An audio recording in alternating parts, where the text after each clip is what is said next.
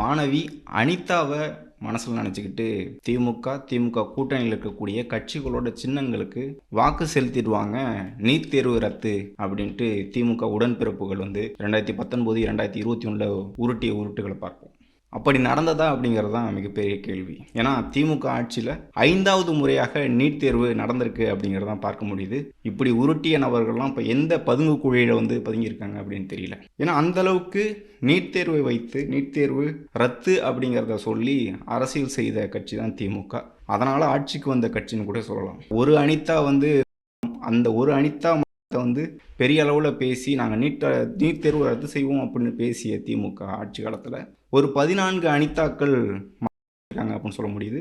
22ல் 14 மாணவிகளும் 8 மாணவர்களும் தற்கொலை செஞ்சிருக்காங்க. நேற்றைக்கு ஒரு தற்கொலை நடந்திருக்கு. செங்கல்பட்டு மாவட்டம் மதுராந்தகத்தில் ஒரு மாணவி கயல்விழி அப்படிங்கிற மாணவி நீட் தேர்வு அச்சத்தால் தற்கொலை செஞ்சிருக்காங்க.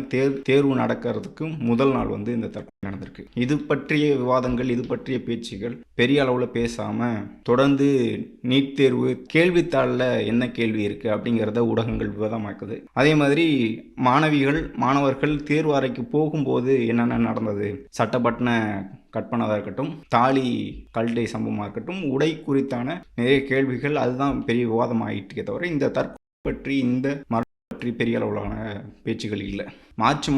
சமீபத்தில் மார்ச் மாதத்தில் 2 மாணவிகள் தற்கொலை செஞ்சுக்கிட்டாங்க அப்படிங்கிறத நம்ம பார்க்க முடியுது. அது அந்த காலகட்டத்திலையும் பெரிய அளவில் பேசப்படலை. இப்போ ஊடகங்கள்லையும் இங்கே பேசக்கூடிய அரசியல்வாதிகளும் இதை மறைமாற்றி இதை நீர்த்து போக செய்யணும்னு நினைக்கிறாங்களே தவிர இதை பெரிய அளவில் பேசலை. இன்றைக்கு மாசு அவர்கள் பேசியிருக்காங்க, அந்த தாலியை கழட்டிய சம்பவம் துர்பாக்கிய நிகழ்வு, அந்த மாதிரியான ஒரு நிலை அப்படின்னு பேசியிருக்காரு. ஆனால் திமுக ஆட்சி காலத்தில் தான் நீட் தேர்வு நடக்கக்கூடாது, அதுவே பெரிய ஒரு துர்பாக்கிய நிலை தானே. ஏன் அதை பற்றி அவங்க பேசுறதில்ல?